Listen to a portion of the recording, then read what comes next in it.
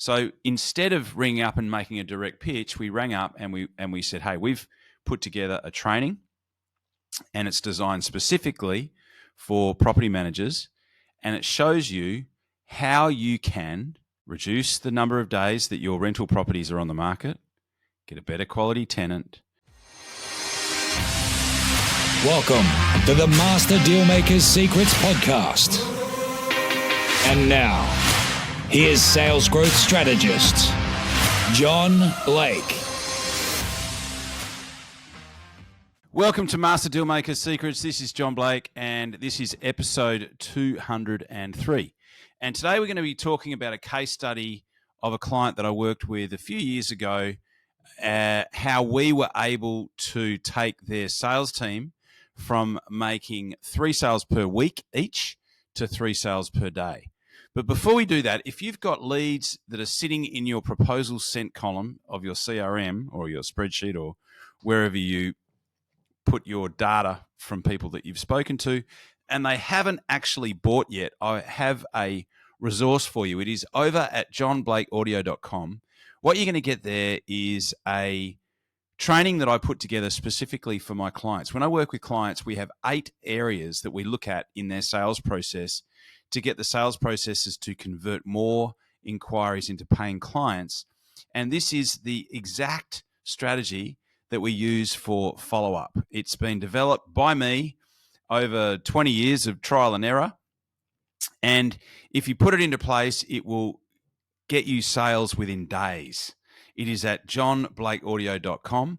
What I want you to do is head over there. There is a PDF that has the exact word-for-word scripts, exactly what to say when you're calling people who haven't bought yet but have been made an offer, and exactly what to write in your emails, and exactly when to call and when to email over a 90-day period. It is at johnblakeaudio.com. When you put this into practice, as I said, you will see sales within days. Most of the businesses that I work with have got a massive list of people that they've spoken to, they've made an offer to, but those people haven't bought yet. You can do this yourself, or you could get somebody on your team to do it, and it will produce results. It's over at johnblakeaudio.com. Okay, so on to our case study. So this was a client that I worked with a few years ago now, and they were a .com business, and they were listed on the stock exchange, and they had quite a few investors, and I walked into their office. They had a big office. They had lots of staff because it was a tech-based business. They had lots of people coding, and I could just tell, like, straight away when I walked in, there was this vibe in the office that there was this anxiety. And when I sat down with them and started talking to them, I realized that they had all this pressure on them because they weren't hitting their sales numbers. Now, the business sold primarily to real estate offices, and it was an advertising platform that was specific for rental properties. And so it was competing with the likes of realestate.com and Domain, and their target, the person that they needed to talk to make a sale, was the property manager within a real estate office. And anyone who knows a property manager in a real estate office knows a few things. They are often the most under-resourced person, the most under-resourced department in a real estate office. They are often the most overworked, and they are often they have a very stressed out disposition. I was trying to think of a nice way to say that. And it's not their fault, right? Because it's a busy thing. But what's ironic is that the rent roll, which is what they look after, is the most valuable thing in a real estate office. It is the thing that has the value in a real estate office. So they're often under-resourced, they're stressed out, and they're overworked. And so the salespeople were calling these property managers, and they were getting shut down pretty quick. And the response is probably as you could have imagined, which was, we don't need another software. I don't want to learn another software. We don't need another advertising platform. Thanks, but no thanks. Goodbye. But the problem is that there's only a certain number of real estate offices in Australia. And so once the salespeople got to the bottom of the list, they had to go back up to the top of the list and try again. And so they were often, on their second and third conversations with some of these property managers, and they were just getting shut down time and time again. Meanwhile, they've got all this pressure on them from management to make sales, and they were not performing. And there was just, like I said, when I walked into this office, you could have cut the air with a pair of scissors. It was a pretty stressed environment. So the first thing I asked them was, okay, well, what's your offer? And it turns out they actually had a really good offer, but because the message that they had, which was, hey, you interested in advertising on our platform, was like a direct pitch, they weren't even getting to a point where they could even make the offer.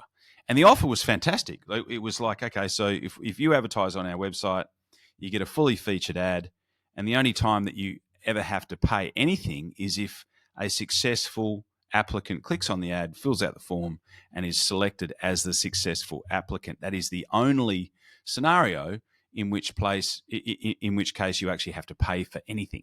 So it was a really good offer. But as I said, they were being shut down. So the first thing that we did is we went, okay, well, what do property managers want? What is it that's going to make them look good? What is it, what are the things that they really need to nail in their role? And the first one was they want to attract a better quality tenant, right? That was the first one. The second one was they need to get a better return on their advertising spend. And the third one was that they wanted to have less days on market, right? So less days from a owner's perspective that a property is vacant, the less days that they have to deal with not having a rental income on that particular property. So they were the three things that they wanted. So salespeople ringing up saying, hey, do you want to advertise on our platform? No, thanks. We don't need another platform. Goodbye. End of conversation. Same offer, same target, same salespeople. We changed the message. So instead of ringing up and making a direct pitch, we rang up and we said, hey, we've put together a training, and it's designed specifically for property managers, and it shows you how you can, you guessed it, reduce the number of days that your rental properties are on the market, get a better quality tenant, and get a better return on your advertising spend. And we're ringing all of the real estate offices in your area, and we thought that you would probably want to know what everyone else is learning. So we're offering this free 30-minute training. Would you be interested in seeing it? So subsequently, they were getting a whole bunch of people that were saying, yep, we would love to see that, because they are the three things that I need to do more of in my role. So yes, absolutely, I want to know all of the things that my competitors are learning. So I would like to see that training. And then, of course, at the end of the training, we were like, okay, well, here's a way that you can do that. And not all of the suggestions were you need to advertise on our site, but the point being is that because we had added value first, they were more receptive to seeing the offer.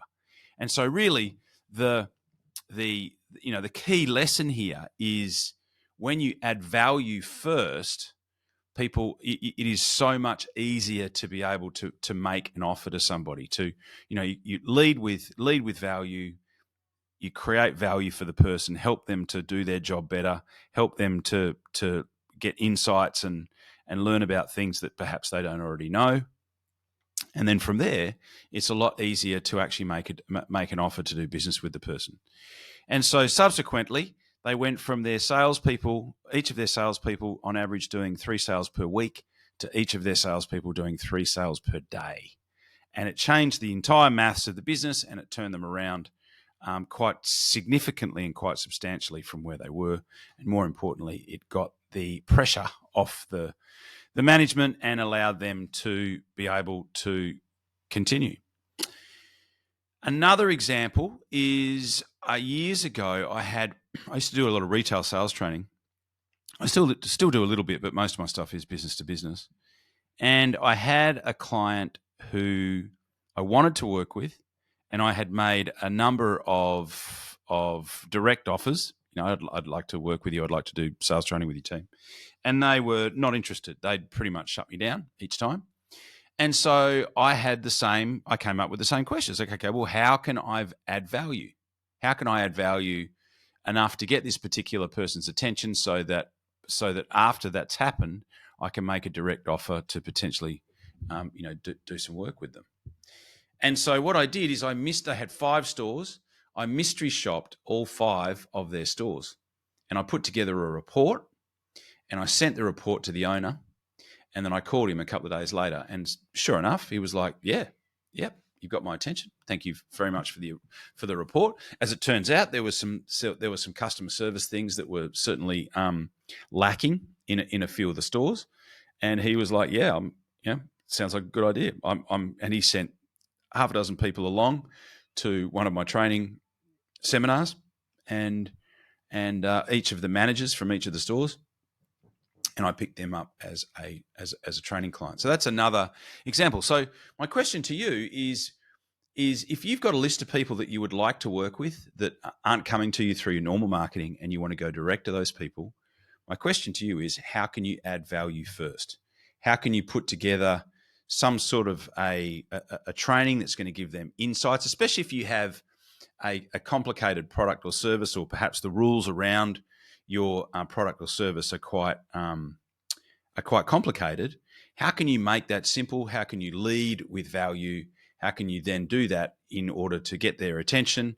In which case you can make an offer, and you might make an offer and they still might not go ahead. But I tell you what, you're going to be able to have a lot more conversations if you lead with value first. So I hope this is valuable for you, and that you're going to be able to do something with it and find some valuable things that you can lead and put in front of your ideal clients that you'd like to work with. As always, thank you so much for tuning in on the podcast, and I will talk to you on the next podcast. Cheers. You've been listening to Master Dealmaker Secrets with John Blake. Subscribe to get more in-depth strategies and maximize your sales process with new episodes every other week. And double your inquiry to sale conversion with the lead flow you already have. Go to johnblakeaudio.com for his exclusive, free, no-fluff audio training and companion PDF guide.